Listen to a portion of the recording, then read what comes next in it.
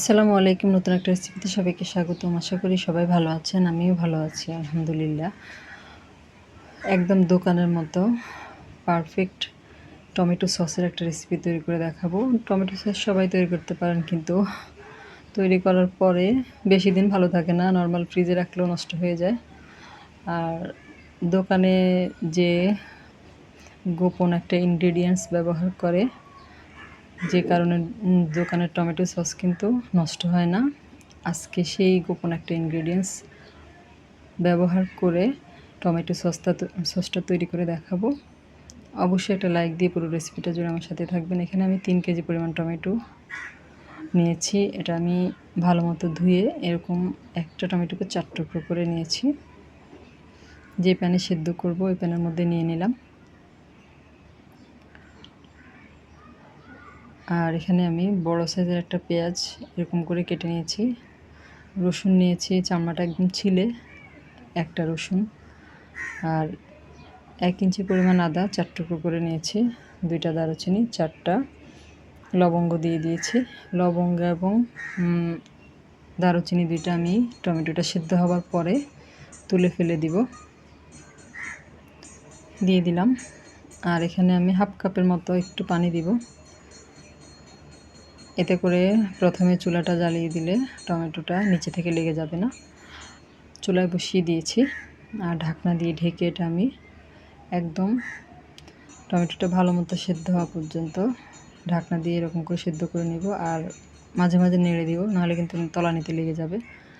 টমেটোটা আমি খুব ভালো মতো সেদ্ধ করে নিয়েছি, এই যে এরকম করে। আর একেবারে ঠান্ডা করে নিয়েছি।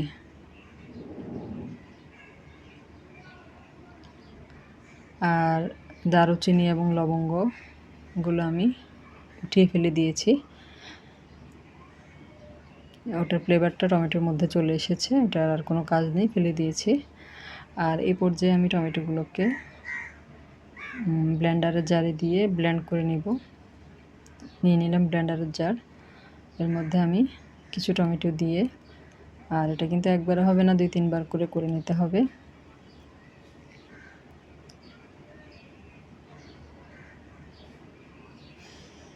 আর অবশ্যই একটা লাইক দিয়ে পুরো রেসিপিটা জুড়ে আমার সাথে থাকবেন। আর যারা আমার চ্যানেলে নতুন আজকে প্রথম ভিডিও দেখছেন, যদি ভিডিওটা আপনাদের ভালো লাগে আর আমার চ্যানেলটাকে সাবস্ক্রাইব করা না থাকে, সেক্ষেত্রে চ্যানেলটাকে সাবস্ক্রাইব করে দেওয়ার অনুরোধ রইল। আর পাশে থাকা বেল বাটনটা অল অপশন দিয়ে প্রেস করে দেওয়ার অনুরোধ রইল। টমেটোটা আমি খুব ভালো মতো ব্লেন্ড করে নিয়েছি। আর এই যে একটা স্টেনারের মধ্যে নিয়ে এটা আমি ছেঁকে নিব। আর ছেঁকে নেওয়া হয়ে গিয়েছে, এই যে। আর এটা আমি যে পাত্রে সসটা বানাবো ওই পাত্রে ঢেলে নেব। ঢেলে নিচ্ছি।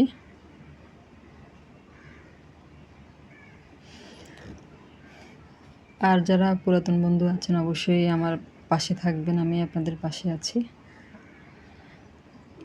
এখানে আমি দিয়ে দিলাম প্রায় 1.25 কাপ চিনি। আর আপনারা যদি বেশি মিষ্টি খেতে পছন্দ করেন সসের মধ্যে, সেক্ষেত্রে আরেকটু চিনি ব্যবহার করতে পারেন। আর এখানে আমি মরিচের গুঁড়ো দিয়ে দিয়েছি, লাল মরিচের গুঁড়ো 1.5 চা চামচ পরিমাণ। চাইলে আর একটু বাড়িয়েও দেওয়া যাবে যদি ঝাল টমেটো সস পছন্দ করেন। আর যদি কম পছন্দ করেন সেক্ষেত্রে আরও কমও দিতে পারেন। দিয়ে দিব লবণ স্বাদ অনুযায়ী। আর এই পর্যায়ে আমি সব কিছু এগুলা মিশিয়ে নেব টমেটো পিউরির সাথে। চুলাটা কিন্তু এখনও ধরায়নি। আর এখন আমি চুলাটা ধরিয়ে দিয়েছি।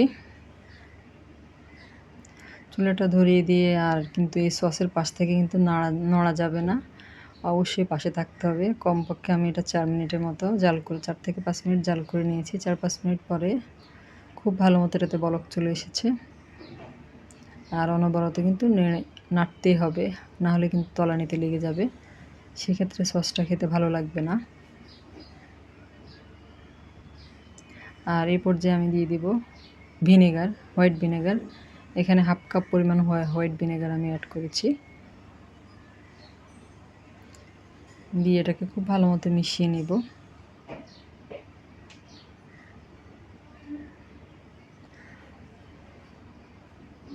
আর বাসায় সস তৈরি করার পরে কিন্তু বেশি দিন ভালো থাকে না, খুব তাড়াতাড়ি নষ্ট হয়ে যায়।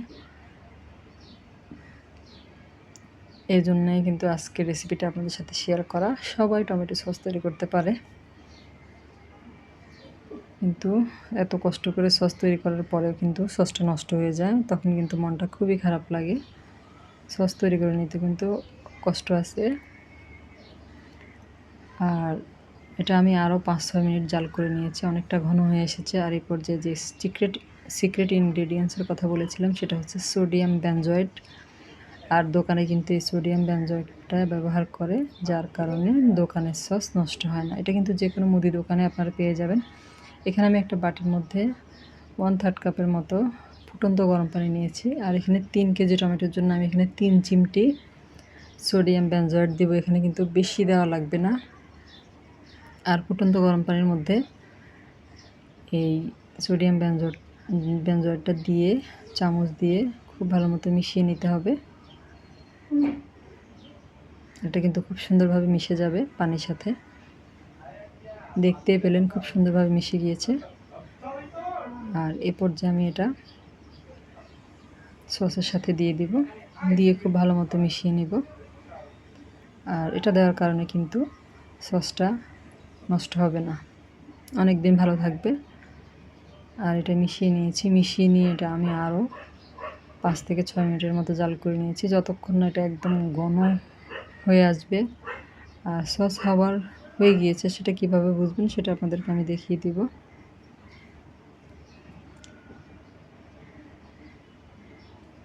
আর এটা কিন্তু অনেকটা ফুটে ফুটে আসতেছে, এই জন্য এই পর্যায়ে আমি চুলার আঁচটা একটু লো করে দিয়েছি।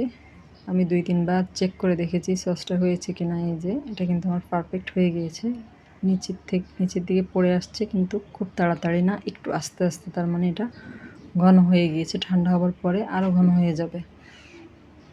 হয়ে গিয়েছে। এটা আমি একটু গরম থাকা অবস্থায় আমি জারের মধ্যে ঢেলে নিয়েছি। এই যে একেবারে পারফেক্ট টমেটো সস। রেসিপিটা কেমন লাগলো অবশ্যই কমেন্ট করে জানাবেন। বাসায় অবশ্যই এই রেসিপিতে একবার ট্রাই করে দেখবেন।